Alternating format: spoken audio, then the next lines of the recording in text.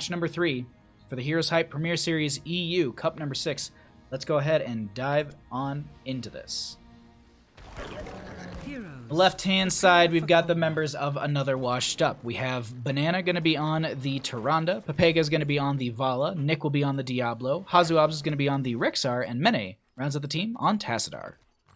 On the right-hand side, we've got the members of Granit Gaming. Fury is going to be on the Rhaegar. T, which I apologize for not remembering what it stands for, is going to be on the Zeratul. Lauber will be on the... oh my god, the Tyrael right there. We have... the AB is going to be on the Hanzo. And we have Abathur being played by Vamp Group. Really quickly, just before we get into this, I want to double check on one thing. Sorry, I apologize. Okay, never mind. I thought I had something extra in the background. We're good. All right, let's jump into this. Abathur at the start of this, I really like. I really like having an Abathur in this game, and Dragonshire with Abathur is going to be really fun. But not only that, Dragonshire with the Zeratul is going to be a very, very good time.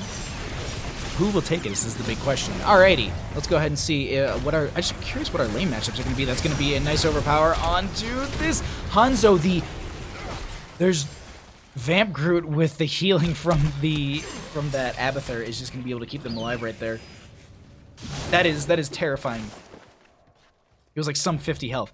Looks like we're going to be seeing double rotations coming out from the members of Another Washed Up. Maybe even stepping forward. I like the use of the Oracle right there to get the vision onto the friendly team, or onto Vamp Group right there, and then be able to just get a little extra damage onto them. And let's look at our bottom lane, as it's going to be 2-1, or 2-2 in levels, and then we're just going to be continuing to just kind of truck through this. We'll get an eye on what the experience looks like as the game does progress, but we are going to be having camp timings just about the same for both these teams. Tyrande with the Sentinel right there, going to be able to scout out the enemies, knowing exactly where they are. This is just going to be finding someone without a questing talent, and this will just be siege camps picked up almost simultaneously. Nick gonna also anchor out through that bushed area, and then just another sentinel going out, and they do see that. All right, well, cool. There's a couple people. They're not going to be rotating in lane with their siege giants, so at least they know just the Hanzo's going to be down here. They can play the lane a little more aggressively because they know that they're going to be having to make a longer rotation. 3-3 in levels. See how they just step up onto this. First Dragon Knight is going to be already available in favor for the members of Another Washed Up. If they can pick it up is the big question. Peeking up into the top lane. I like the Zeratul play just to get the blink right over into this, right onto this point. And they deny the potential for the pickup. Fury on the right-hand side going to be going ahead and doing support or healer type things, and going to go ahead and solo this camp. Tassadar, I like just the mine right there just to slow them down a little bit, and that will be the Dragon Knight available once again. But Zeratul just going to step onto the point, and they'll be stalling it out for just a little bit. This is such a rough. I hate the spot to be in. This is the one thing I don't like about top lane Dragonshire. It's just this is so hard to deal with. Actually, a lot of good damage going out onto the Misha Bear, and she will be picked off. Technically, first blood of the game, going over in favor for the members of Granit Gaming. As looks like the DAB is going to be needing to hearth back, and this is still going to be most of the altar priority in favor for the members of Another Washed Up. Lauber getting forced back in this lane. Looking at top lane as well. This is going to be the channel potential going out in favor for the members of Another Washed Up. Diablo setting up here as well. The rest of the team going to be rotating in. That's going to be Fury going to be dove on a little bit right there. Oh, the scatter arrow almost getting the kill onto Tyrande. This game is very much so just by the hair of their chins. Quarter blood, yeah. What's up, Kage? I'm so glad that Pog Slide is enabled in this channel. And it doesn't get, I'm sad that it doesn't get used enough here. This is going to be Nick stepping forward, or just at least getting these fire stomps out and just getting some minion kills and just stacking up, sitting at 55 of those black soul stones, and 6-6 in levels. No kills just yet, except for the Misha Bear going down. Going to step onto that point once again. Tassadar potentially able to pick up the Dragon Knight if top lane does go over. Abathur hat once again into Zeratul. Hazuabs knew what happened last time, so they're going to back that bear right out of that lane. Lauber going to be chasing Mene now out of mid, or at least into the rotation. Nick, though, finds a bit of a shadow charge, not into the wall, but it just harassing and pushing them around. Lauber continuing to dive forward with the Eldurin's Might. DAB is going to be able to get a little bit of poke damage on this Hanzo, and this is just going to be a lot of back and forth from both these teams. 7-6 in levels, and we're progressing a little bit more so in favor for the members of Another Washed Up, but slightly ahead. And I'm surprised. Like, usually this Abathur is able to pick up a lot of that experience, but unfortunately, I think the lanes are so split across the board. Sorry, I thought I just missed a phone call. Oh, okay. Bottom lane still being held over. Top lane. It's just gonna be held. Top for red, bottom for blue. Actually, Lobber with the Eldruin's Might gonna get that channel at least to, well, it was for halfway for a second, or nearing halfway, but not gonna be going for it fully. Not gonna be able to steal away this camp either, as the team isn't able to rotate in, and that will be bruisers in favor for the members of another washed up. And Granit Gaming, that's going to be some decent damage going out onto them, but Lobber now stepping forward and actually going to be diving forward into the backline. Mene so very low. Tyrande ends up going down. This stasis, that dimensional shift was so very good, saving themselves, but unfortunately Tyrande goes down. Meanwhile, in top lane, with the Zeratul not going to be there, that's going to be Hazuops pushing this up. Vampgroup just sitting in front of this lane because they know they can't, in front of this wall because they know they can't do anything about it, as I am getting a phone call on my house. I apologize. I'm looking at the area code and I'm like, I don't know that at all. So I apologize if you can hear it in the background. This is going to be, lane's just going to be broken out in, oh, hold on. Zeratul? No, I didn't think that Zeratul would be able to get that, especially with how close to the wall, or how close to the front gate Hazuops is right there. Once again, oh, I was gonna highlight some mount synergies right there. It just looked good, at least with the skin. Shadow charge for the dismount. There is going to be one mine sitting onto this, sitting on that point. Let's actually get the vision for the members of another washed up and just see how they're playing this. We have Zeratul sitting up onto that point. We're going to be having Nick and friends in bottom lane clearing out these siege giants, and top lane is reset once again. 9.5 to 9.5. It's a very, very close game one, I gotta say. Very close game one thus far, as it looks like it's going to be Zeratul just getting a little bit of burst onto that Misha, but not going to be able to find a pick. And Diablo, extremely close to finishing out those souls as well, getting that insta-revive. They do just finish it right there. 6 minutes exactly on the dot in the game. And bottom lane now, getting pushed in quite a bit. They're going to need to send someone down here to deal with this, as everyone has a questing time. There we go. Rain of Vengeance coming out from the Vala of Fear, going to be taking a lot of damage. They go down. Second Rain of Vengeance will be confirming that. Actually, Diablo going to be getting the kill. They still get the fort in bottom lane while all that was happening. Zeratul on top going to be trying to find their way into Hazuops, but they're not going to be able to get them low enough to get any sort of burst or any sort of kill. So this will be just the back and forth at top lane, which has got to be such a nuisance. Zeratul also went for Might of the Nerazim. Not going to be going for the VP right there, so just more burst on top of what they can already provide. That's a lot of cleaving that you can do. A lot of cleaving. And force wall for this Tassadar. A lot of force wall so far.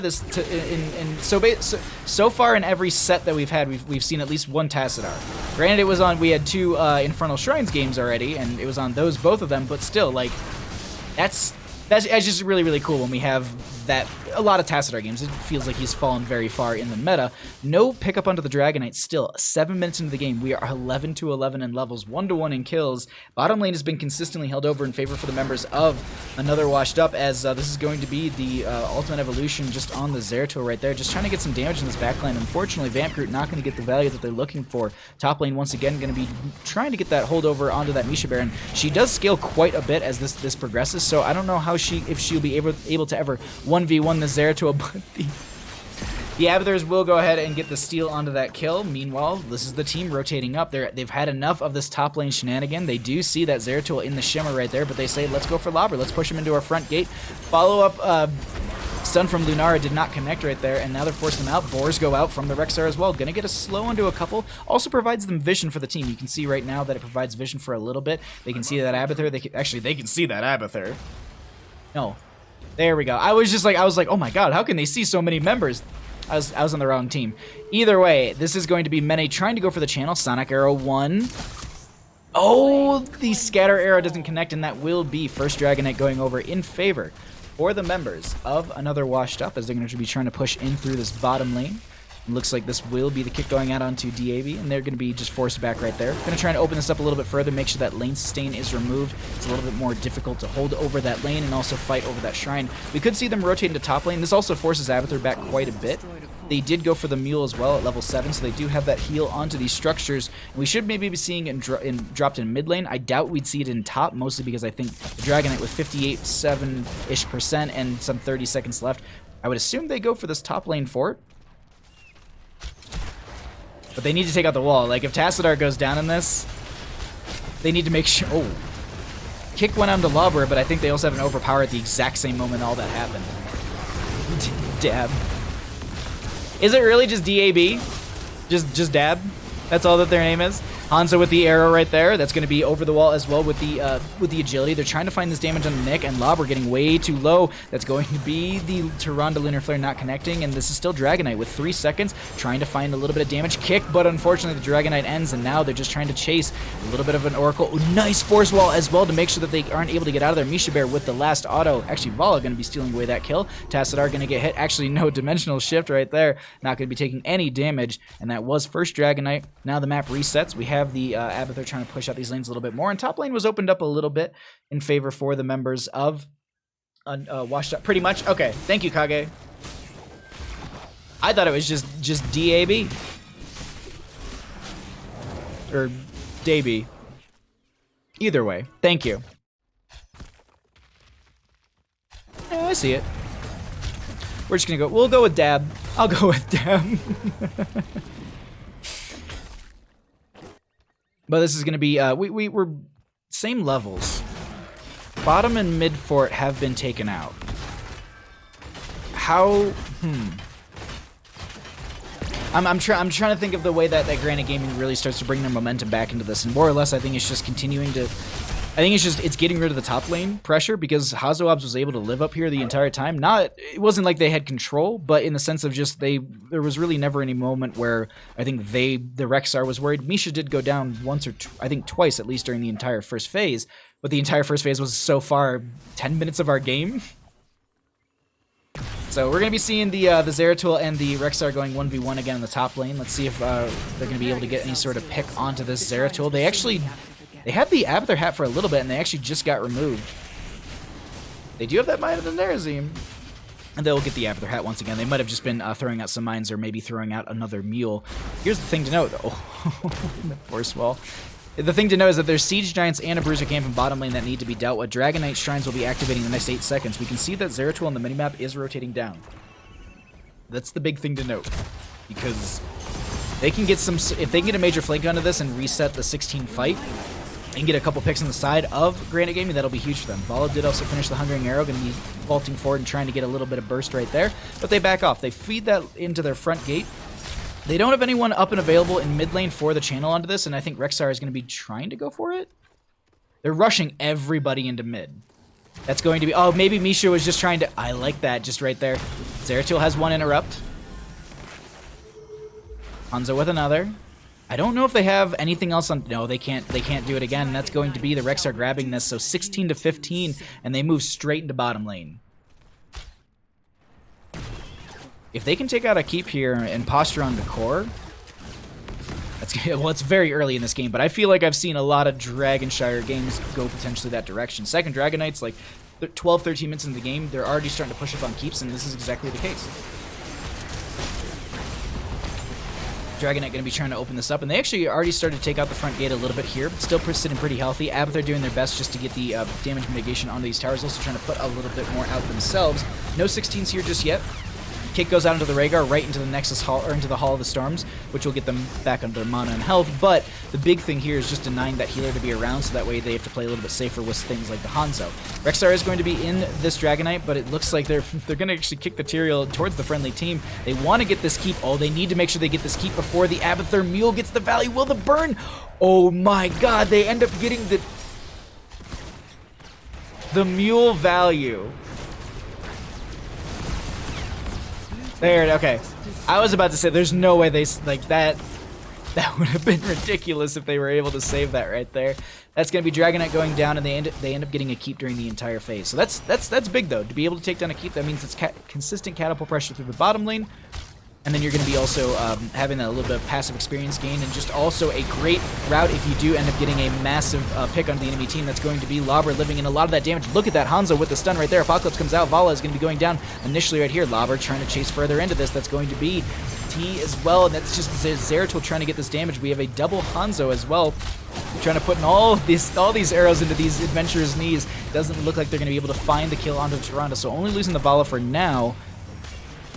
That was a big turnaround as well. Lobber not going down either, just living so low in health and just playing so aggressive, as that is also going to be the Vamp trying to jump over the wall and get the value on that Abathur clone.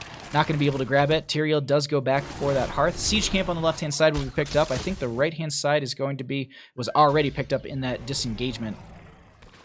Whew. That's some good pressure. That's some good play coming out from these teams.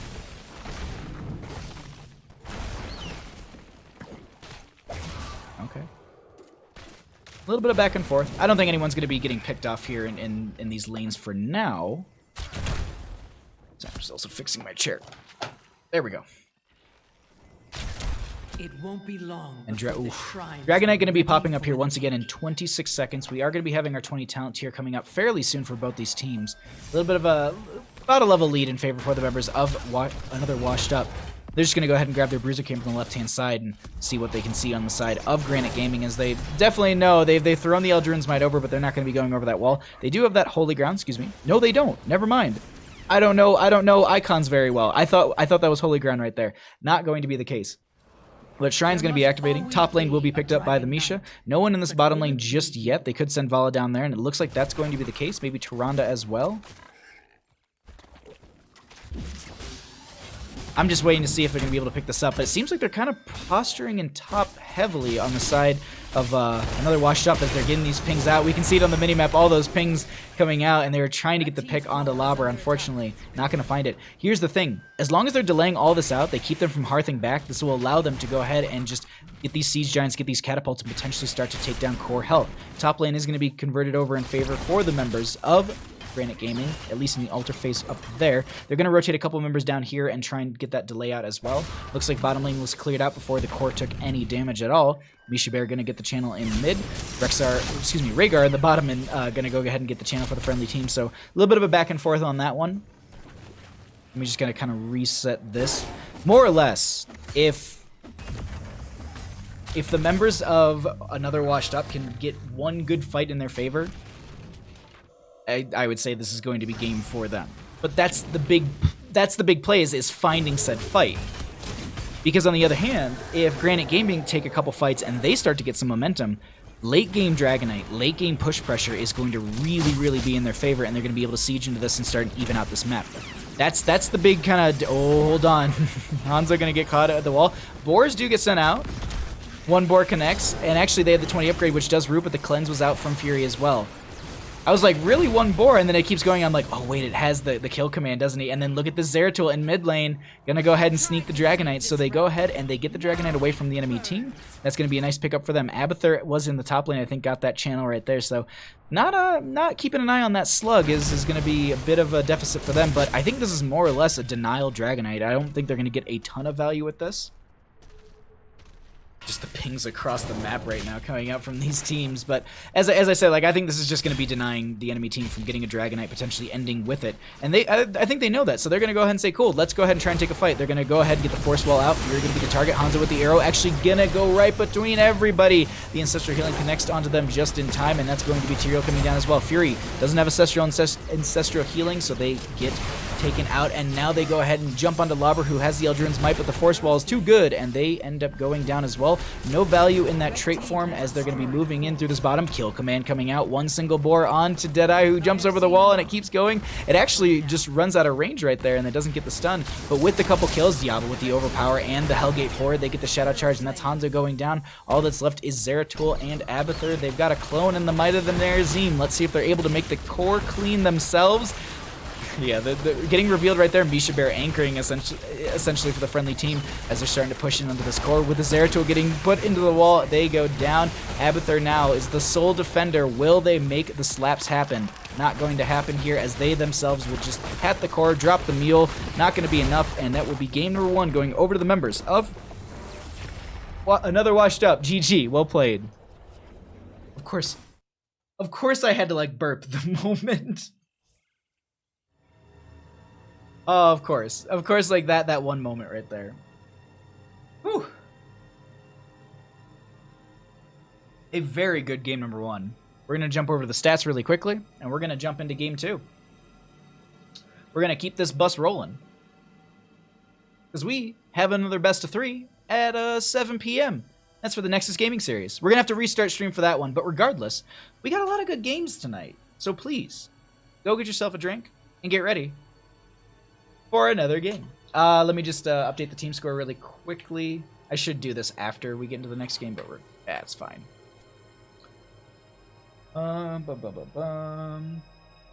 I believe this is our next map. I have no way of being sure realistically. Fingers crossed. I'm ready for Kaimo to lose another coin toss. Oh, dang.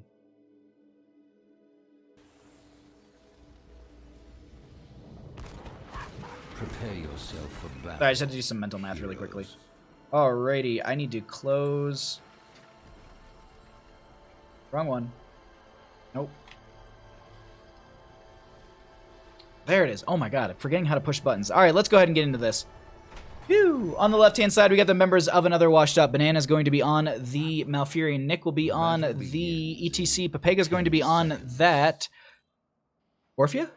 No. I can't see what they are. Oh, on the Sylvanas. Whoopsie. Hazoabs will be on the Leoric, and Mene going to be on the Alarak. On the right-hand side, down a game in our best of 3 series, we've got the members of Granite Gaming. Fury going to be on the Thrall. DAB going to be on the Li Ming. Lauber going to be on the Mal'Ganis. Vamp Brood is going to be on the Arthas, and we have T going to be on the Lucio, as Sylvanas getting picked off extremely early in this fight. Lauber going to be stepping forward into this backline. Hazuab's get that Wraith Walk right out of there just fine, and they make the disengage absolutely okay. Unfortunately, Alarak doesn't make that disengage, and they go down themselves. Any sort of sadism they managed to build up right there, which was none actually, because I thought there was a counter kill in that early engagement, is completely wiped out. But for anyone who doesn't know, the sadism on Alarak is reset once he dies. We'll see what kind of build we go into from Mene.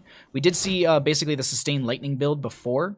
Or excuse me, the lightning surge build, or E build as many call it, coming out from them in the previous matchup on Towers of Doom earlier in this cast. Actually, I think it was like game number 1 in this cast.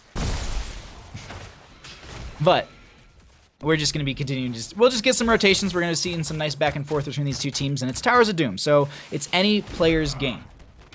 Granite Gaming versus Another Washed Up, and I think, because like the one thing I love about Towers of Doom is you can't just rush core. You can't lose a bad team fight and then it's all completely over. Granted, you can lose a team fight and lose your bell towers, and that's going to really start being where some of the issues lie. But if you're able to mitigate a lot of that, yo, Keen Fox, hey, how's it going? Thanks for coming by. Cool games. I'm glad that they're cool games. They actually were trying to go for the invade onto this Sapper camp, but they're not allowing it on the side of Another Washed Up. And Granite Gaming just going to have their own moving into lane. They're just trying to feed these in as well, but Papeg, oh my god, the Howling Blast coming out from Arthas trying to catch them as they had the Banshees forward. Nick with the knockback as well from the ETC. That's going to be one of the Sappers going in at least, so they get that value right there. Their own Sappers coming into the lane on the side of Another Washed Up. That's going to be Mene with the combo right there. The Roots coming out from Malfurion as well, looking to kill Lauber, but they're not going to be able to find the kill right there, as they are going to be spreading a lot of that damage from Sylvanas' Shadow Dagger, and they managed to lock down this last Sapper. So I think only one of the Sappers ended up going in on the left-hand side. 2 Sappers still up and available for Another Washed Up as they break off into their top lane rotation. I don't think they're going to be able to force these across the lane. It's more or less just going to be delaying out the rotation in the mid, allowing Alarak to get easy, fast clear. I'm excited for HH Finals tonight. I like you casting these great rate plays. Thank you, cool stuff. Thank you so much. Good luck in the games tonight. I'll definitely be keeping an eye out. I do have my own game to cast at 7, but I think right after that, I'll be catching the Hero Site Preimere Series. I should be able to catch the Grand Finals right as I'm done casting. I hope. Also, the best part about doing replays is I'm on a 0 delay, which I love, because I don't have to have a delay. But I think what we'll do is I'm going to set this up to rebroadcast like tomorrow morning as well, just because they're EU games and I don't think anyone got to see them, so it'll be nice. Whether my analysis is as good as EU commentators, hopefully they enjoy it. Either way, this is going to be Vega and friends just pushing up this bottom lane, going to be holding this over. Leoric and Thrall in the top right and left going to be trading those out. I think Nick might have been trying to go into the top lane to maybe stall out Thrall.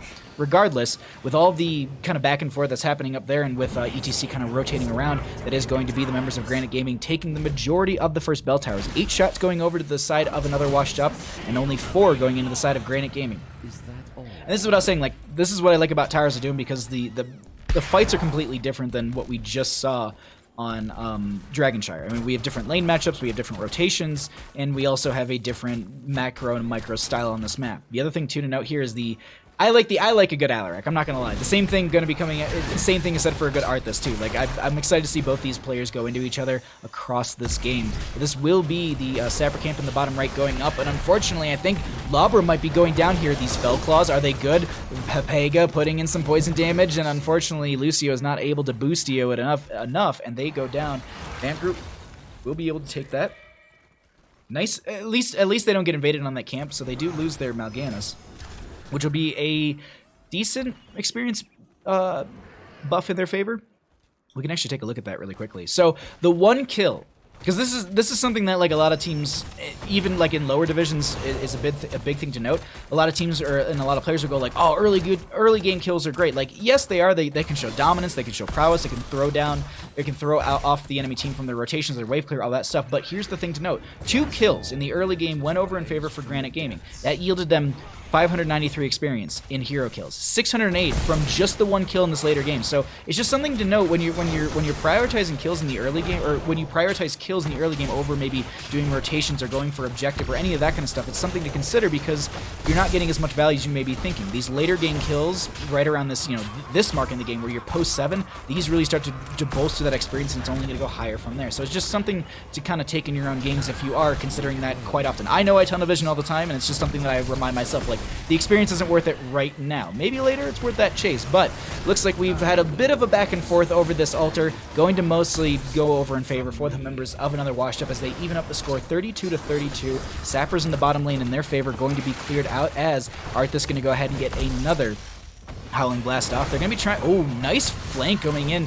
The root coming out from Banana is so very good. Power Slide from Nick as well. Nice knockback to disengage the enemy team from diving any further forward. Arcane Orb just going to be throwing out some damage from DAB, and they're going to be able to disengage from that. 9-9 in levels. It's very, very close in this game when it comes to experience, and with that, let's actually cycle through those numbers right there and get an idea of what heroic damage looks like as we're getting kind of into the early-ish mid-game. I want to say it's it feels like it's mid-game because we're approaching 10s, but we're 6 minutes into the game, which is just like, it's a weird sentence to me at least. Either way, let's take a peek at the top lane right now as we haven't got a chance to check them out very much. Leroy going to be able to clear this out just fine. It looks like Thrall's going to rotate down, maybe help out the friendly team, maybe go for a pick in this mid lane. ETC with the knockback. Going to get the power slide right out right there. Lucio trying to step forward as well. Nice push off. Mene is going to be the target. They're trying to reset the sadism, and they managed to get it right there. Reset for Li Ming as well, so she's going to dump out a little more damage. Another altar phase will be popping up fairly soon here, as we also do have that being a double altar phase. Top, left, and right. There it's going to be. We also have our 10 talent tiers for both these teams. Mosh Pit for that ETC to note. No stage dive. Wailing Arrow for the Sylvanas as well, trying to lock them in that Mosh Pit. Deadly Charge for the Alarak.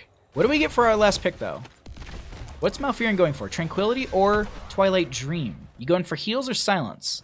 Double silence wouldn't be horrible, but it's also double silence, so you might have there might be a possibility of overlap in said silence. Thrall on the right-hand side. Seems like they're going to just trade these out. I don't think they're going to be able to stall at the left. They're actually chasing Sylvanas a little bit. Do they go for the camp? No. They're just going to try and push in their sappers in bottom lane, maybe? I'm just trying to, at this point, I am guessing what these teams are attempting to do, as this will be Sylvanas locking this down a little bit. They're going to try and actually push her out. That will be a nice... Oh, this is a lot of good damage onto Vamp Groot, who's going to be going down right there. A great pickup in their favor as they go flying across the minimap, or across the map. That was one sapper that made it in. Nick is also going to be finishing out the proc rock at level 1, so going to be able to provide some of that healing to the friendly team. I like them... It's little things like that, just denying the mount onto Nick right there and just having them to redo it just slows them down. It's little things like that make a huge difference, as now Leoric is going to be heckled in mid lane, but no bamboozle, no pick off just yet, and they'll just rotate these sappers into the bottom lane, try and get some value for themselves. Deadly Charge being charged up right here. Keep an eye on that. If they can get DAB to step a little too far forward, this is going to be a very... Oops, I thought I got rid of that already. Hold on. There we go. I thought I already pushed that button. I was wondering, because like we could see the Deadly Charge coming out, but oops, that's not what I wanted to do. We can see the deadly charge starting to come out, but then I was like, do they even see this? Do they even hear it? Is it a possibility that they're just going to get dove on? And then we go back to the vision that they're already gone. They already broke off. They don't really care enough. Leoric will have to hearth back as this is going to be the Thrall just rotating through lanes, getting the clear, and another altar face popping up. Single, though, this time. Lava going to be diving into the bottom here. Going to get a nice Night Rush onto a couple. They're a little bit low themselves. Carrion Sword coming out to get some of that healing, and that they'll be able to back off. This is also going to be Lucio with some healing for the friendly team, and a little Boostio as well to maybe get them out of this sticky situation, as the silence is going to be hitting them for a second, but they break back. 28 to 28, 12 to 12. Very, very close as Fury. They wanted that pick right there. It is also to note that it's going to be Tranquility on that Malfurion, so going to be going for the healing. Vamp Group going to be trying to go for one interrupt, and Tomb comes out from Hazuobs. Going to go ahead and drop that immediately so they can walk through. Wailing Arrow from the Sylvanas that keeps Lucio from breaking it down anytime soon. That Sound Barrier does come out. Regardless, Nick is going to be a little bit low as they're chasing further back into this. They're forcing them back here. Nice knockback from Nick as well, just to make sure that they don't aggress any further forward. Combo coming out from Mene, trying to go and get that damage onto Vamp Group and get that pick. Night Rush coming out, and that's going to be the cleanse onto the entire team, and they find the pick onto Mal'Ganis. That was the bell tower, still picked up in favor for the members of Granit Gaming, as Fury was able to sneak it during all that. They do, on the other hand, however, going to be going for the siege camp themselves and going to be trying to pressure that up through the bottom lane. This is these games are very, very, like, these not games, but these brawls, I guess you could call them, are just so very close as this game is progressing. It's 33 in kills and 13. Like, the experience is just, it almost seems like dead set between the two teams. Oops. 38,000. There's like a 100 or 200 difference in experience barely between these two teams. So really good pacing between the two of them, and just really good plays thus far on Towers of Doom. 24 to 28 when it comes to core health. And we have a triple altar phase coming up here, and I want to say about a minute. If they can get a bell tower converted on either side, this is a lot of good damage. Potentially 15 shots if they can get all three of them, plus that bell tower conversion. But they've got to move quick. As I said, the bell tower should be popping up soon, as well as it's a fairly low counter between when the last one's shot and when they actually pop up. I believe it's 1 minute 30 in total. Might be wrong on that, though. I've been wrong on some of my timings lately, I feel. Either way, that's going to be the huge blow. Hazuobs is able to make it out alive. I believe it's 1:30. Maybe it's 2 minutes total. Maybe it's 1:30 to the announcement, 2 minutes to the actual spawn. Chat will probably correct me. This is going to be invade on the camp, but they might be trying to turn this around, as there's actually a fight breaking out below, as Vamp Grid is going to be getting caught in the entomb right there. Wailing Arrow going to be coming out as well. Lobber will be able to steal the camp on the top left. Break It Down was used just in time as well, so they're going to be saving Vamp Group. Really good save right there, as they're going to pop the Earthquake as well. They're going to be stepping forward. Mene going to be getting the telekinesis right out right there. Altars are going to be spawning. Realistically, it's whoever can win this team fight is going to get the majority of the value from this, as that will be... Did we just see like a very short deadly charge? Yes, we saw a 20-foot deadly, or not 20-foot, but just like from like where Hazuobs is to where like DAB is. They get the pick onto the Thrall right there, and triple altars are on the map. Sappers are going to go ahead and go in. Sylvanas locks down one at least. They don't have to deal with that. They are going to be going for, Mene going for the channel right now, and they're just going to be anchoring for the friendly team. I think that's going to be them trying to collapse on this top right, so they're only going to be losing it on one.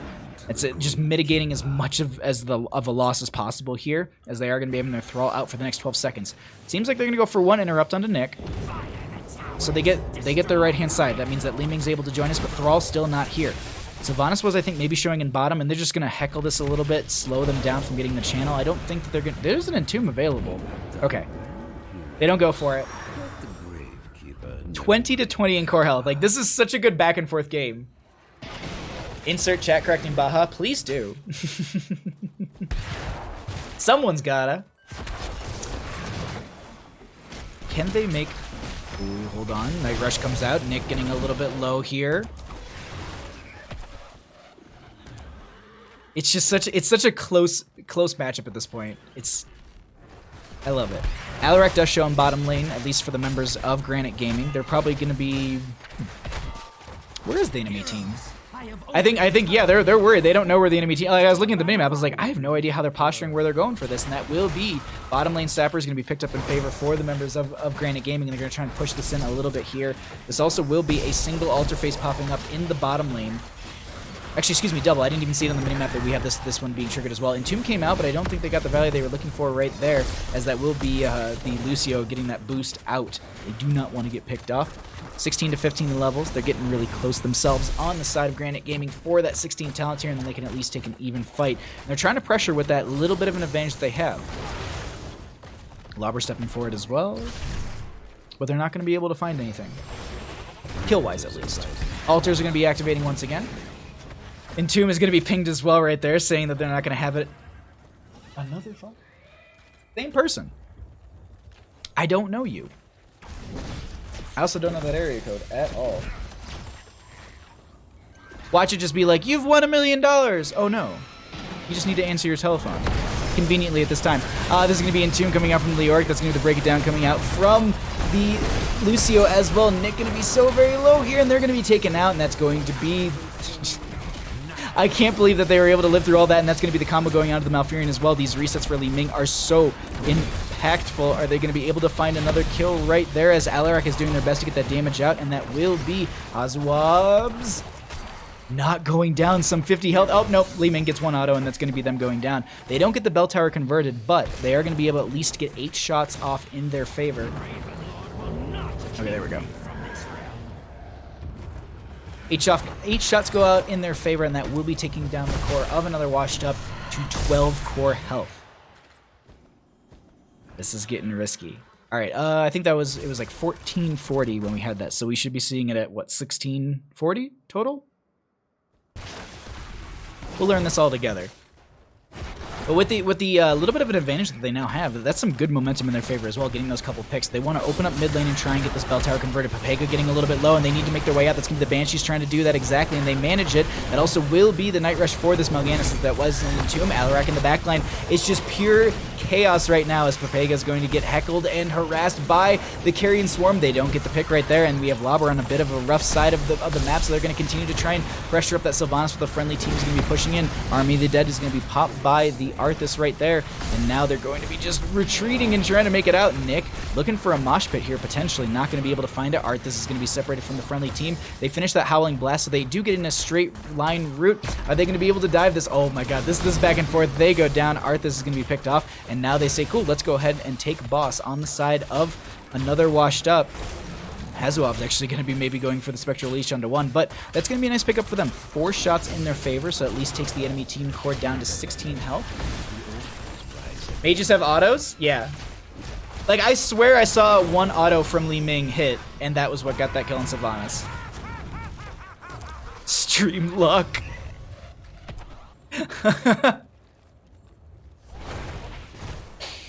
Oh, God. Alrighty. Mal'Ganis gonna be holding this bottom. I think it's that one as well. There we go.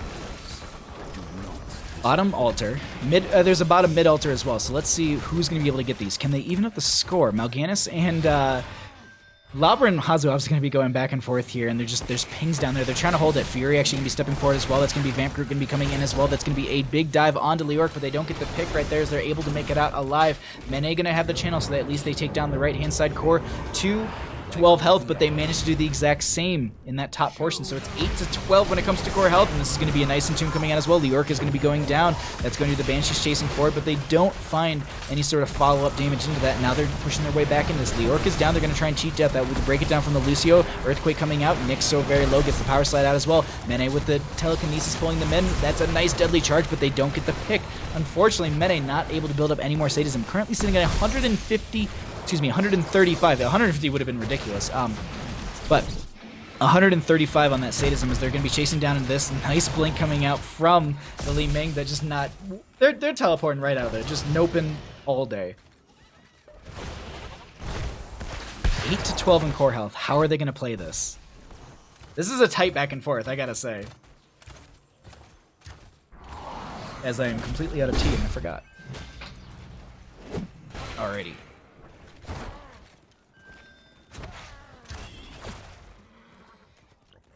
Fun.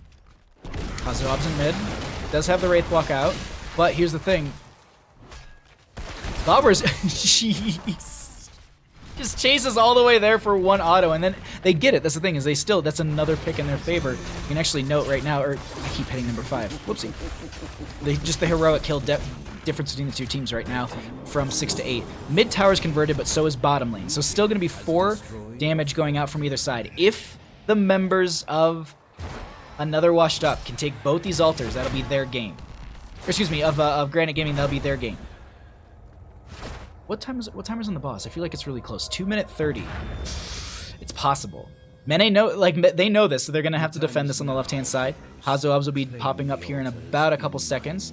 So I think this is just gonna be the trade on both of these, and this will just be taking down each core 2, 4, and 8.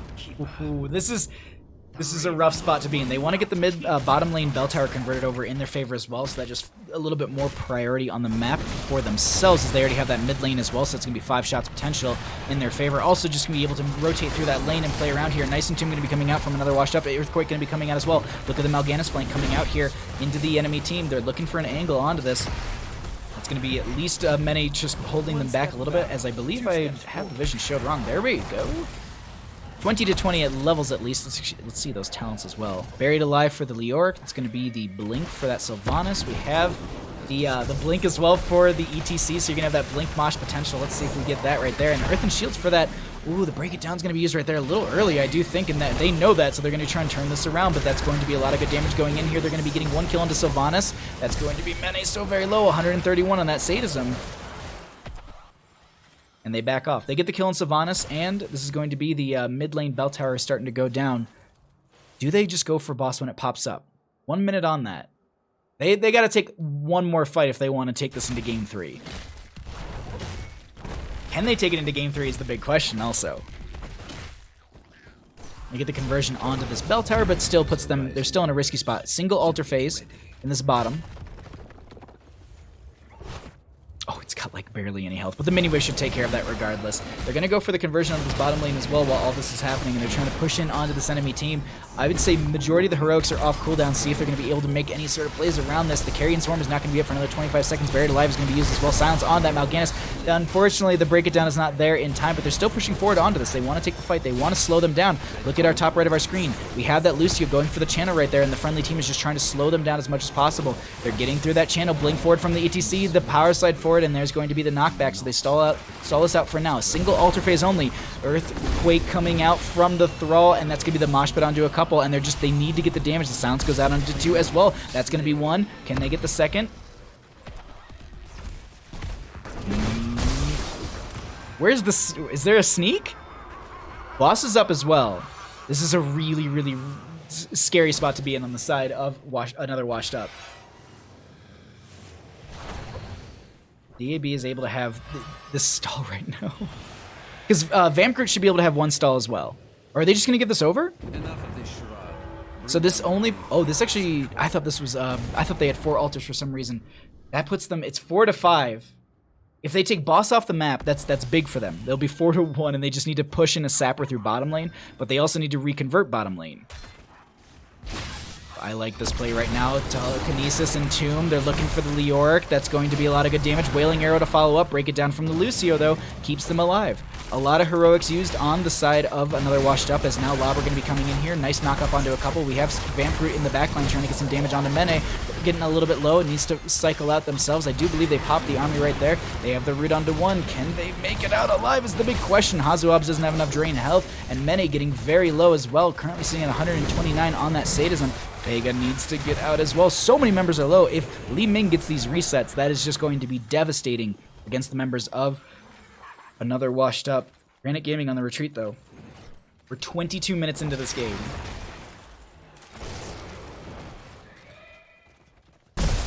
It's just such a tight play right now.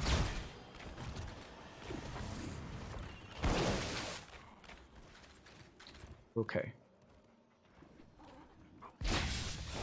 The Orc stepping. Okay, so they Wraith walking. I was just waiting to see, like, what's the play right here? This is going to be the Entomb 1-to-1. That's going to break it down as well. Earthquake comes out from the Thrall. Lobber so very low. Mal'Ganis goes down. That's going to be Leoric as well. 1-for-1 trade for now as they're playing around this boss, and it is going to be triggered a little bit. If they can get this boss picked up in favor for the members of Granit Gaming, they can take it to that game 3.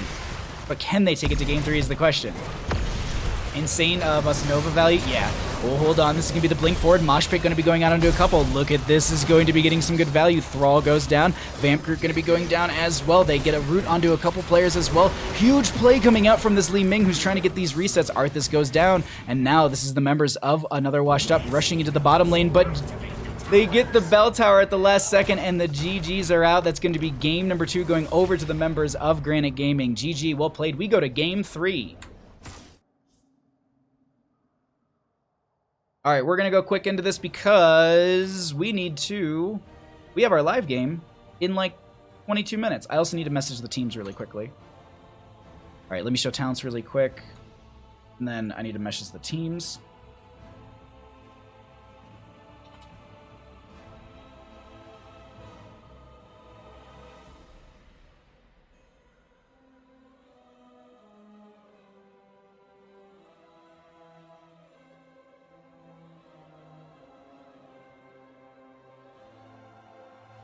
Okay.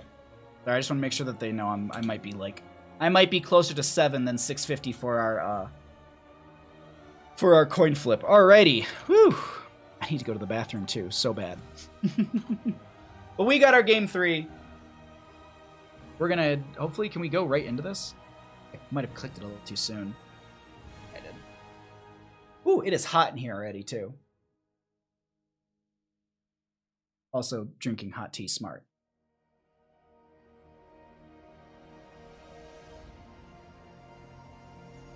Okay. Alrighty, we are loading in. Thank you all so much for hanging out for these games. I really, really appreciate it. We have a live game coming up in about 20 minutes, so stay tuned for that one.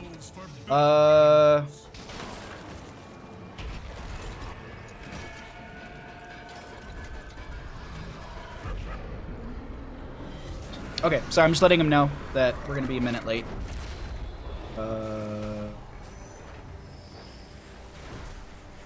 Here we go. Alrighty. The battle begins in 10 seconds. Cool. Let's go ahead and get on into this. On the left-hand side, we've got the members of Another Washed Up 1 game in our best of 3 series. We've got Banana on the Tyrande. Hazuabs will be on the Raynor. Mene is going to be on the Hanzo, and Nick will be on the Muradin. In top lane, we've got Papega on the Arthas. On the right-hand side, we've got the members of Granit Gaming. We've got Fury going to be on the ETC. We've got Mal'Ganis being played by Lauber. DAB is going to be on the Jaina. T is going to be on the...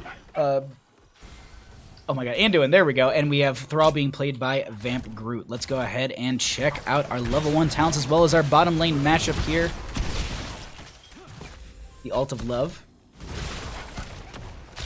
Aberwo2, I think I said that right. How you doing? Thanks for coming by.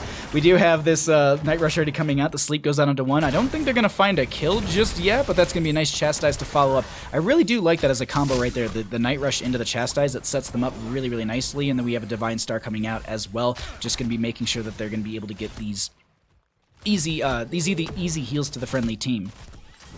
Battlefield of Eternity for our game 3, I got to say. Oh, okay, yeah. I love that upgrade because you can just sit there and break it down constantly. Hanzo going to be going into this... Actually, no, not going to be going to the standard build that we often do see. It's going to be the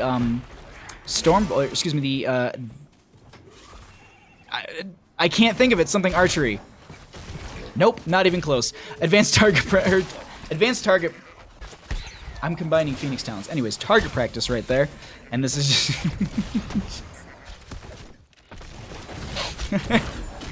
I love that they're just typing into each other in the top lane right now, just like, hey, so this is what's up.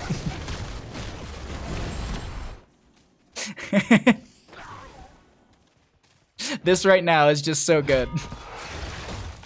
All right. Let's see what we're gonna be able to get down here. As we do have 3-3 in our levels, and we're going to be pushing into this bottom lane just a wee bit. Maybe. Oh, hold on. That's the Chastise connecting onto 1, but they're not going to be able to get the damage. It's Nick on the Muradin, so they should be just fine right there. As this is going to be nearing our 2:30-minute mark, so that means that we are going to be having the announcement for our Immortals popping up in that 14 seconds, and then afterwards, after that, we are going to be seeing the Immortals popping up at 3 minutes. So with that, they're going to go ahead and break off, rotate out, and grab their Bruiser Camps for the top lane and bottom lane pressure. Typically, you want to grab these just about as the Immortals are getting into into the lane, so that way you can... Oh, hold on. I don't think between Mal'Ganis and Fury they're going to be able to get that kill, but it was a little risky there for a second. But what you want to do is you want to try and grab these as late as possible, so that way they are going to be getting into the lane later, so it's harder for the enemy team to clear it. Because it just forces them out of the Immortal phase. So you can see this is exactly what we typically see. This also allows them to get in positioning as well on the side of another washed up. Now, based on what we can see as the audience, this will always be, at least the shield will always be for the shield and axe will be for the blue team, as they find a thrall pick right there. Early pick in favor for the members of another washed up, as they get a little bit of an experience buff from that. But the swords will always be or I guess the axes will always be showing for the blue team. So if you're ever wondering who's going to, or which immortal is going to what side, the axes will be for the red team and the shield will be for the blue. Let's go ahead and see what the race is looking like between these two teams, and it seems like exactly that. They're just going for pure race between the two of them, not really worrying too much about the back and forth brawling. We might see that in the halfway phase, but I'm hitting the wrong buttons. There we go. We are just going to be getting that oh, actually, they're going to be stepping forward, trying to go for the defense onto this. I like that so far. Pepega also going to be is playing a little bit in this backline, trying to get some roots here, trying to stack up the Frost Presence at level 1. And now we have a combo coming out. Fury going to be the Leap of Faith, not going to be enough. Night Rush coming out and going to be connecting onto a couple as well. Wait, hold on. Sorry, I'm looking at minimap and just also trying to watch the Immortal health and just looking at this collapse. This is Anduin getting caught out right there, and they're going to be going down as well. The members of another washed up are really playing this aggression in this early game really well. And then Hazuobs is like, cool, I'm a Jimmy. I'm just going to go ahead and do this. And Mene joins in, and we're just going to get some decent damage onto this, and that will be the first Immortal going over in favor for the members of another washed up. It will be going into top lane, I do believe, because I think that's the most well-defended lane thus far. Yes. And if you don't know, this is the most, the way that it works for at least the Immortals, or as well as the boss on Braxis Holdout, it will go to the most well-defended lane. The Zerg wave in Braxis just alternates lanes from wave to wave, so that one isn't any sort of priority. This is just the one where it's always going to go for the defense or the defended lane, because it's a little bit more fair. If you lost to keep in bottom but had your fort still in top lane, it was just like, I'm gonna go bottom and just end it. Yeah, that'd be cool, but it also would be a little not fun. So 7-7 in levels. They're going to be hitting that 8 fairly soon. Oh, Banana might have been caught out of position here, as they're just doing their best to stay alive. Thrall and friends are going to be putting out the damage of the Lunar Flare onto themselves to at least get a stack, and they go down. Immortal going to be stepping up onto the right-hand side, but the team is going to be forced back, and it looks like this will be the front gate going down, but they more or less, I think, will lose like half the health on this fort, and that will be Granit Gaming cleaning up this first Immortal. Nick going to get a little damage out, and then easy. Easy back off, no big deal. Oh, Chastise doesn't. Not the worry. And let's see, we do have the Sentinel coming across the map. Do we have vision set up? Yeah, that we do. Okay.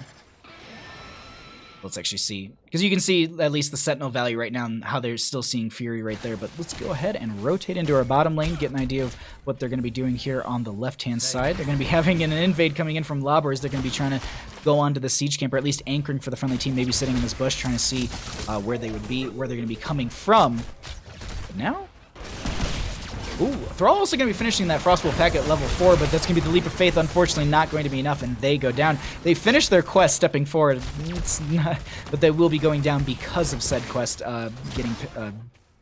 stepping forward for said quest. Let's actually just go ahead. Hanzo actually completely finished out on this target practice already.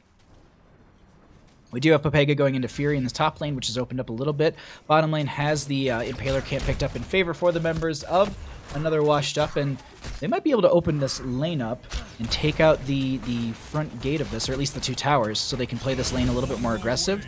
Immortal will be spotting in the next 30 seconds, and I think we should have both of the Bruiser camps up and available just in time for that. Right side completely, and I think there's like 2 seconds left on this one, yeah. And this might push them into their 10 talent tier for this Immortal phase. I gotta say, for the members of another washed up, they are playing this really, really well for at least pacing, for kills, as well as just how they're playing their lanes and how they're pushing them up. I like the choices they made thus far, and let's see what we get when it comes to 10 talent tiers, as it's pretty much across the board what you'd expect. Maybe we get a Raider from Raynor, but Hyperion has really good siege value, and it's strong for when you have the Immortal phase pushing in. Granted, you have to constantly win the Immortal phase for it. Well, I guess not for it, but there's going to be the Raider right now. They want some backline targeting with that. Maybe get under the Jaina during some of these engagements and just kind of whittle her down, force that healing out from Anduin onto the backline rather than the front line, which is just a nice ability for them right there. So let's just go ahead and click on the Jaina. There we go, Anduin. They low Mal'Ganis with the sleep.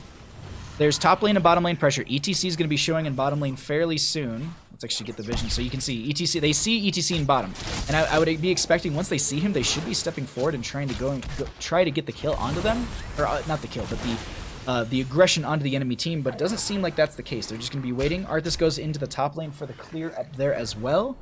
Sentinel going to be going out as well, and this is just going to be kind of the reset on the map. ETC going to be coming back here in just a second. They did go for stage dive, so they can stay down there for a while. Do we have Dark Conversion for this Mal'Ganis? Really? Dark Conversion. Yeah. Okay. I'm not reading that talent wrong. I was like, I'm pretty sure I know the art between Mal'Ganis heroics at this point, and I was like, that's not Carrion Swarm for sure.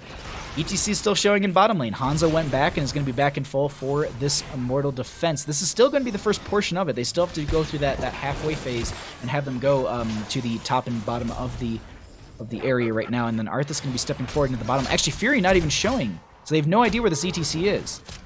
Though, they are going to be showing that Arthas there for a second. Mal'Ganis steps forward. Nice penetrating round. Hanzo with the arrow onto one of the backline members. And that's going to be Vamp Group popping the Earthquake as well. Power slide from Fury. They don't have a mosh pit by any means, but they did come in with that stage dive. Nick very low, trying to live within that damage. And Graysville, thank you so much for the raid. Welcome, everybody, from Graysville stream. We got games. We are going to be having this clear going out, and they're just going to continue to pressure up around this. Light Bomb going to be going out into Mal'Ganis. This is going to be the step forward as well. Arthas so very low. Do they have the time to pop the army? Doesn't seem like that's going to get the value. They do have the time to pop it, but not going to be able to have time to get any of these ghouls' value, so going to be using those to chase some of these enemy members around, and they go for the defense at this time. And this is just a clear back off. With all that, though, they should be able to actually step forward onto this right-hand side, and that's exactly what we're going to be seeing right now. Let's actually get the vision for Anduin and just kind of show how they're going for the defense and how they're kind of getting poked at here and there. They can see a couple members here and there. Mal'Ganis low. Labra might have been stepping forward right there for the Dark Conversion, trying to swap the health with Nick, trying to get that just, and then turn it around onto them. Top lane, just to note really quickly, and bottom lane as well. Now they're going to be stepping forward as they see the ETC there. Mene going to be hearthing once again. Seems like they've been just burning through this mana during all these engagements, and that is going to be the first phase of this going through in favor for the members of Granite, excuse me, for another washed up. Will you be casting in 10 minutes? Yes, I will, Miss Windup Bird. How you doing? Thanks for coming by. I hope you're having a wonderful night.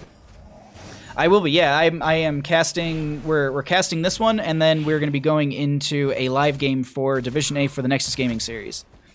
We just have to restart stream after this because we're currently on a 0 delay. We have to add our delay back in. Plus, we have to do map bans and stuff, and I time things out by, like, I think I'm 4 minutes off. Which teams? It's going to be Gilly Shark versus Few Loose Screws. But we can all deal with that in just a minute, as this is going to be the the Immortal phase still going on, and this is just no one actually going for the aggression just yet. Papeka stepping down here. And they're going to be forced off this point. ETC with the stage dive into the back line. Banana going to be taking a decent amount of damage from that. Light Bomb coming out as well. That's going to be the Avatar form. Going to be popped by Nick. Starting to step forward as well. Dark Conversion was used at some point. Hanzo with the arrow in there as well. Earthquake coming out from that thrall. Nick getting a little bit low here. They're going to have to use the Dwarf Toss to get right out of there. Papega getting low as well. They don't have the army available for themselves. I think they might have used it already. No. It's 80 seconds. They must have used it early in that engagement. I didn't even see the ghouls on the ground. Either way, still 13 talent here over the opposing side as this Immortal phase is still being dragged on. And these things will scale to when they're actually picked up. So, you know, it's 11 minutes now, but if it's 13 minutes of the game, they'll scale to that 13-minute mark. Don't tell them word I'm here. Okay, I won't. A little bit of poke, and they're able to make it out just fine. With this, though, they should be able to get the conversion, and they should be able to take that. Once they see... I wonder if once they see that, though, they're just going to step up and try and go for the burn of this. We already have the Raider Rainer just getting some little bit of damage here. Azuab steps forward, and the race coming out from the members of another washed up is a lot fat. Oh, no. That is so close. Oh, that's such a feels bad moment. 350 health. I think the lowest I ever saw it was like double digits. It was like somewhere around like 50. Since we yelled John Cena when the Punisher gets a kill, what do we say when the Immortal gets a kill? I don't know. What do we say when the Immortal gets a kill? Fool! Just... There is no place. That's it. Yeah, it'll just be Fool. 13 to 13. They're going to be stepping forward with the second Immortal of the game in this bottom lane. Also, second Immortal in favor for the members of Another Washed Up. And they're trying to take down this fort in bottom lane. Can they take it down? They don't have a great minion wave with them, and this defense coming out from the members of Granit Gaming is really good in this. Immortal, can it get one more auto? No, it cannot, and it's going to live with just some 1,153 health. That's just such a you hate that moment. Hanzo with the arrow that I saw it in the minimap, and I was like, oh, okay, that's going to be stage dive coming out from Fury as well. Nick going to be able to get out. They pop that avatar form as well, making their way out of here, and Lauber won't be able to make the connection. I like the Howling Blast coming out as well, just trying to slow them down if they do try and come in there, as well as getting that stack, sitting at 17 out of the 20 necessary. Light Bomb goes out onto Lauber. They're going to step forward. Sleep goes out into a couple. Shadowstalk was used by the Toronto as well. Pepega on the bottom is going to be just chasing a couple members. They did pop the Army of the Dead, so they're going to be getting that little bit of healing when they need it. Lauber goes down right now. That's going to be the Howling Blast connecting onto a couple. Pings are coming out from Pepega to come down here and help them. Vamp Grid a little bit low. Stormbolt goes out. Fury going to be down here trying to steal away this camp. Unfortunately, I think they might be stealing Fury's life as they get the kill onto ETC, and they found... I thought they got a kill on the right-hand side, but they just forced them back, and that is going to be... the members of Another Washed Up going to be able to go ahead and steal this away. They'll be able to take down the fort. Guys, Julius Caesar, how you doing? I hope you're having a wonderful day and a better stream. Thank you so much. I'm having a very, very good stream. Thank you for coming by. I hope you're having a great night, my friend. We got good games coming up. We're going to be finishing up this one, and then we got a live game between... we got a live game coming up after this. I'm excited. It's going to be between Gilly Shark and a few loose screws. I couldn't remember it for one... Like, my brain was just like, potato. All right, we're going to be cycling through those other numbers right now. We'll check out the 16s as they do arrive. Immortals will be arriving fairly soon. We have these camps going to be picked up by both these teams almost simultaneously. 15 to 50. It's closer in favor for the members of Another Washed Up, and they're going to be going for the first phase of this burn. And I wonder if they can get this burn before they even finish out this camp and get in the get in position. And I think with how close this is all right now, and also these Sentinels going to be coming out, and I think they should be able to see ETC from that right there. I don't know if we can see that off the... They at least know the ETC's in bottom lane. Maybe they go for the step up onto this and try and get a pick onto one of these members, or try and get the halfway phase in their favor. The other thing to note too is that if they can see the ETC, I just now realized this myself, they've got stage dive, so they can just join into this whenever. We demand Bandit Cam soon. And before Kaimo loses coin flip, oh my god.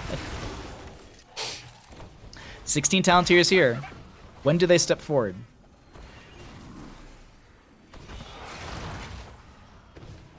No? 16's here for both. ETC is going to be clearing out this bottom, so they no longer have vision of them.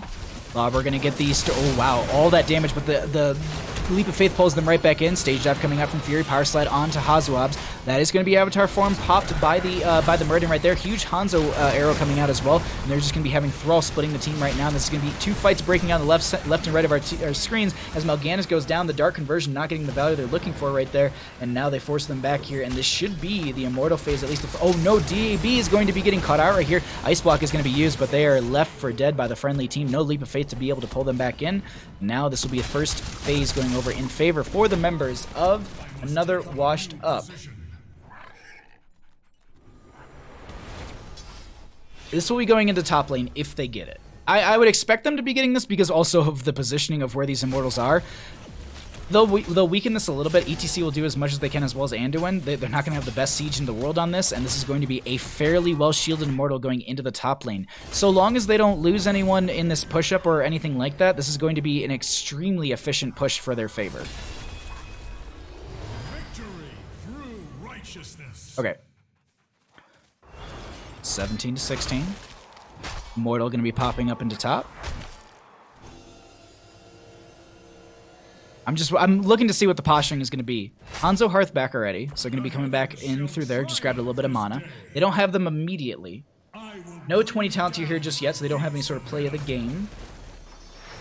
Look at this flank, though, coming out on the mini-map. They have no idea. They might have seen one with that Banshee, or the Raider right there. Hanzo with the arrow, and that's going to be the stage dive coming in from the ETC as well. The Immortal pushing in through top lane. A lot of good damage going out onto Hanzo, who gets over the wall. They're just forcing them right there. Oh my god, they don't get the kill, and Hanzo, I think, have the point blank arrow as well into Lava, and now this is Hazu up so very low, going to get some self-healing, and they go down as well. The team is so very much split right now as Nick is able to grab the well. This is going to be a lot of good damage coming out from Mal'Ganis, the Night Rush as well, to keep that Tyrande within all that damage from Jaina, and this is going to be Hanzo and friends trying to push out, but unfortunately with the 2 kills that they just got, all they can do is maybe delay and also dismount them, as this is going to be the Immortal pushing in through top lane. They maybe get the keep converted here, and yeah, they're just trying to slow them down in this rotation, and they want to get the keep. They want to try and poke at them. This Immortal now moves into melee range, and it should be able to convert the... It should be able to get this on top. Blue team has destroyed a fort. I can see pings on maps, so I'm just like, okay. They must have been talking about something in comms and they were just pinging to each other. Regardless, we are getting into the way late game for this, and this is... It's getting real close right here. Who's going to be taking game number 3 in our best of 3 series for cup number 6 for the Hero Site Preimere Series EU? Thank you all for watching these replays with me. I really appreciate it. I've had a blast casting these, and I'm super excited for our game that's coming up. I apologize to the teams if they are watching and they're just like, but our caster's late. I'm sorry. I timed things out wrong by like 4 or 5 minutes, I think. We'll get into this. We'll get into that game in just a minute. Sorry if they're watching. I'm so very sorry. Either way, bottom lane still has their keep and keep front gate up and available. We do have our Immortal phase popping up fairly soon. Both of the Bruiser camps are going to be up and available soon. Are they pinging for a potential... I wonder, I think it was just maybe just posturing just to be as a group once together as a team, and just also making sure that no one's going to be invading through there, and that Muradin did have the Avatar form, so if they dive in right there, that's just going to be a little bit of a defense. Do they go for the invade onto the camp, or do they just save? Ban veggies off of Diablos. Hey, how's it going? Thank you for the 68 bits, I appreciate that. I will resend your alert. Aber War 2. I believe I said your name wrong as well, but thank you so much. Alrighty. We just have these pretty much the simultaneous camps. We have the Impalers pushing up through top lane. Immortals coming in here. This could be the final Immortal of the game that solidifies who takes it. Because here's the thing. We're 19 minutes in the game. These will probably be popping up 20, 21, or probably 21, 22 minutes into the game, so they scale quite effectively. And if you get a huge wipe, the death timers are quite high. You could push into core with these. You've got the Shaman camp in top lane. Bruiser camp, or Shaman camp in bottom lane is going to be making their way in there as well. Looks like they're going to try and push into top and open this up a little bit for themselves. Yo, Slavic, thank you so much for the Twitch Prime subscription. Thank you for the 5 months of support, my friend. I very much appreciate all that. And while they go for the top lane fort, they're just going to go ahead and burn on this Immortal as best as they can burn right now. They don't get the halfway point triggered. ETC is showing in bottom lane. They could try and turn this around, but I think what they want to do is they want to try and find that 20 before they re-engage in another fight. They want to have a bit of an advantage when it comes into the engagement for these teams. Let's see if we can. Let's see if they're going to be able to do that right now. As this will be Vega stepping forward.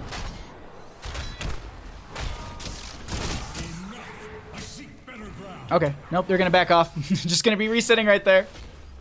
Hi, Baha. Love you, man. Keep up the hard work. Thank you so much, the Slavic. I appreciate it. I hope you're having a great day, my friend. The 20 Talonteers here. We've seen these for a couple seconds. Let's go ahead and just see what they're able to do with these. Can they find a kill? Can they find a pick?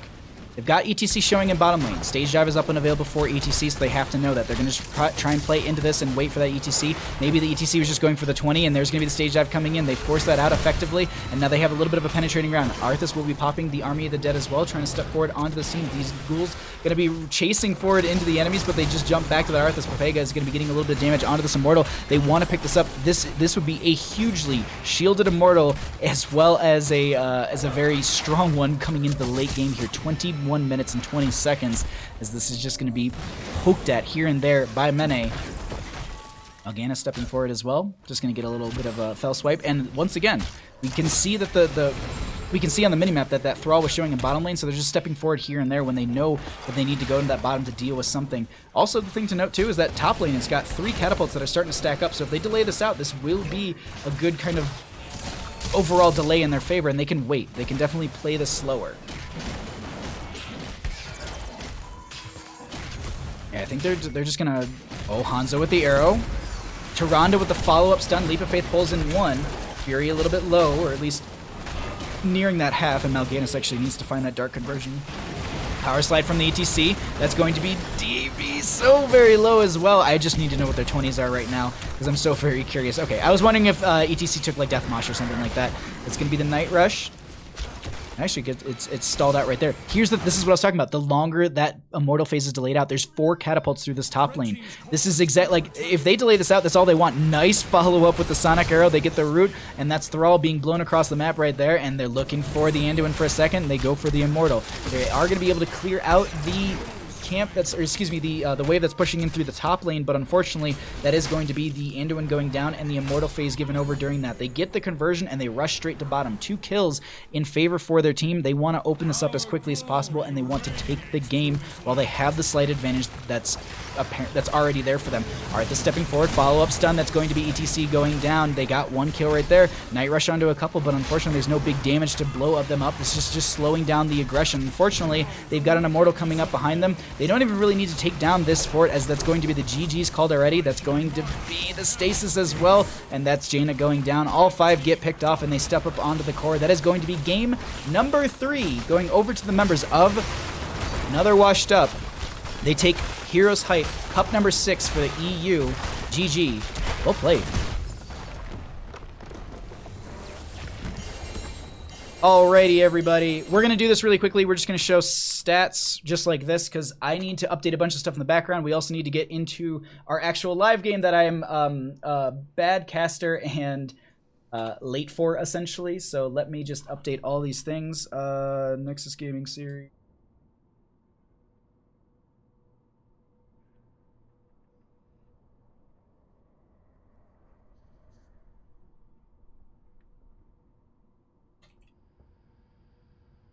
Okay. Alrighty, everybody. All right, we're going to drop stream really quickly. We're going to drop stream really quickly. It's going to come back up, and then we will be getting into our best of 3 series for the Nexus Gaming Series. I apologize to the teams that I'm a little bit late. We're going to go ahead and do that. I need to run to the bathroom. All these things. We'll be right back. Don't go anywhere. I love you all.